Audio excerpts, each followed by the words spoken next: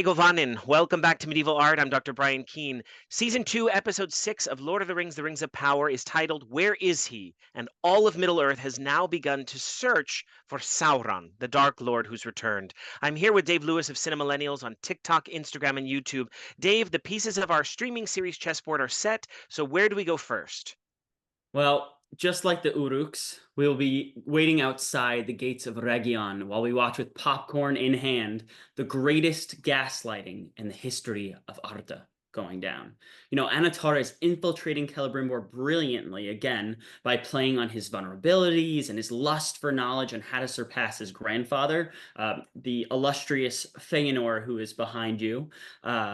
And between and he by doing this, he's creating not only a division of Celebrimbor's mind, but between his smiths and his subjects in Eregion as a whole. So it's almost suggesting as if Eregion will, the siege of Eregion will happen due to an inside job, if you will.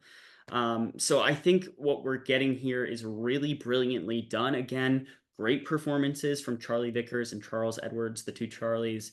They really know how to work on each other's emotions and what they're giving to each other.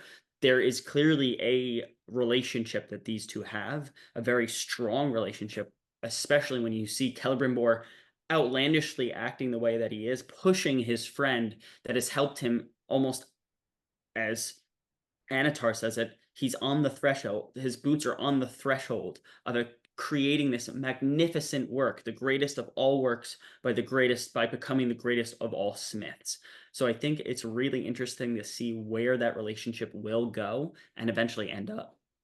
I think you're right. I mean, that's what I've loved about the Halbrand, Sauron, and Anatar arc is that we get this sense of seduction. I really feel it this season as Celebrimbor is slowly being seduced. We're seeing his recognition of the seduction maybe fading a little bit, but also it's that it is, as you say, a perfect gaslighting. He's doubting his own sanity. We see that Anatar is playing into that in some really beautiful and very powerful and frightening ways, creating that vision of a perfect, peaceful Eregion transitioning to the doom and the darkness that's sort of descending upon this space. But also, as you rightly say, Anatar's seduction and also manipulation then of the Gwaith Myrdain through the character of Myrdania.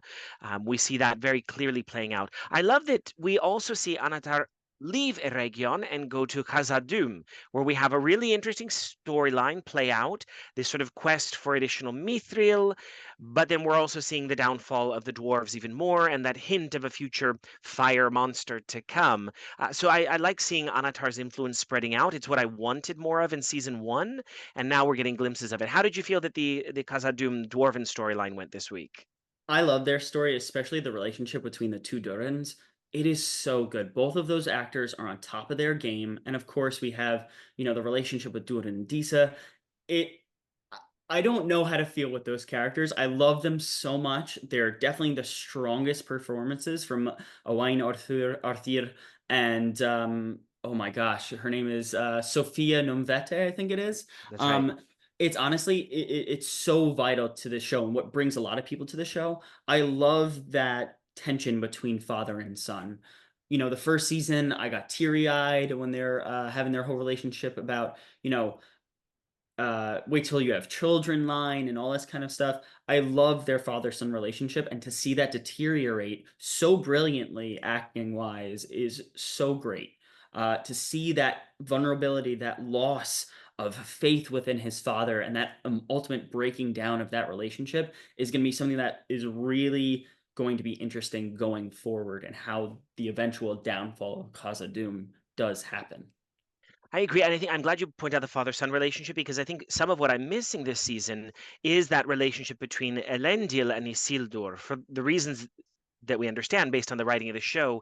But I wanted to see similar kind of heart and warmth there in their storyline developing, even with tension. I think is fine as we see. And I agree with you. The dwarves are where I can live. I'm happy to stay under the mountain forever because that's where I get the warm fuzzies. But then across the sea, let's really talk about what happened in Numenor this week because we had a lot of great development in that further tension between the Kingsmen, the guards, and the faithful. And we're seeing some interesting stories set up, some references to faith in ways that I think we both feel comfortable with, but also maybe we're still weighing. So how did you feel about the Numenor storyline?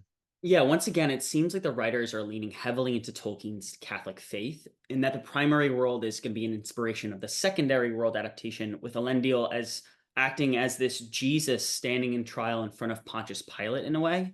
And that felt really strong to me. The other parts that don't feel strong to me is this establishment of human sacrifice or trial by abyss. That does not feel Tolkienian to me at all. It feels more akin to this idea from Greek mythology where it reversed this Andromeda and Perseus story, where Andromeda is being sacrificed to the sea god to appease them.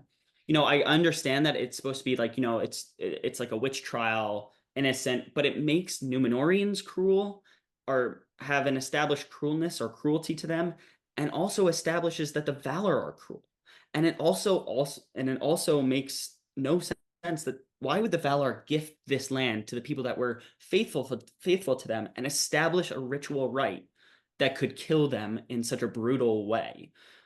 It just doesn't make sense, and it also undermines what happens later on within Numenor and why the Valar eventually turn against the Numenorians in a way. So to me, that doesn't feel true to Tolkien, but at the same time, it does because there's this medieval morality play and it reflects the popular culture of the medieval world by using Greek mythology to reflect their ideas into their own way of the world as it seems. So it was a mixed bag for me, but the performances were brilliant. Lloyd Owen and Cynthia Dye Robinson are so good together. Never thought that Miriel would be involved with the Elendil, but I like where that relationship is going. It's going to be interesting to see how the relationship of Miriel and Ar-Pharazôn come together.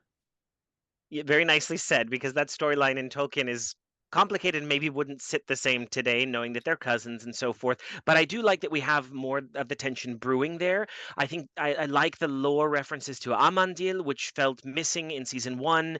It felt as if Farazan didn't quite know who Elendil was. So I like that we have some at least bigger context. And that's when I love the show, is when we feel like the world is opening up and there are these subtle hints to the greater lore. And then we have to just acknowledge briefly that moment in Rune where Tom Bombadil with the stranger is still leading him on this path to find his staff. And we have a reference to the secret fire, which again seems to point towards a Gandalf storyline.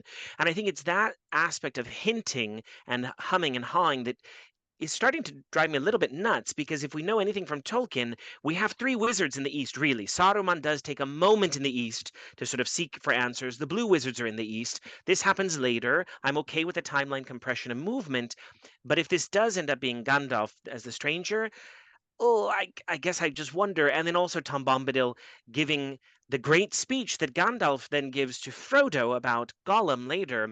It feels like a misappropriation of dialogue that's cheap and didn't really need to happen. I get this sort of echo, like Anatar saying precious in relation to the Rings of Men. But, in our final moments, how did that sort of sequence feel for you?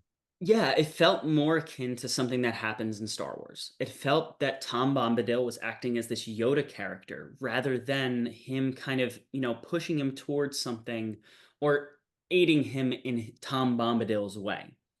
It doesn't feel as if that would be in character for Tom to do this kind of guidance in the way that they do it.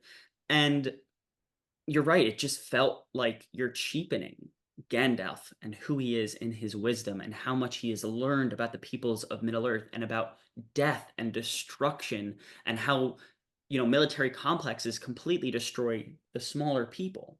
It's really interesting to see how Tom is this mentor in the way of Joseph Campbell's Hero of a Thousand Faces, which many folklorists and sociologists are now denying that that doesn't really apply to the world as a whole and their cultures. So that's something that was a bit of a mixed bag for me as a whole. And I do agree. I think, if they do go this way of so hinting so hard against Gandalf, or I mean for Gandalf, it doesn't feel right to me that it should be Gandalf in this way.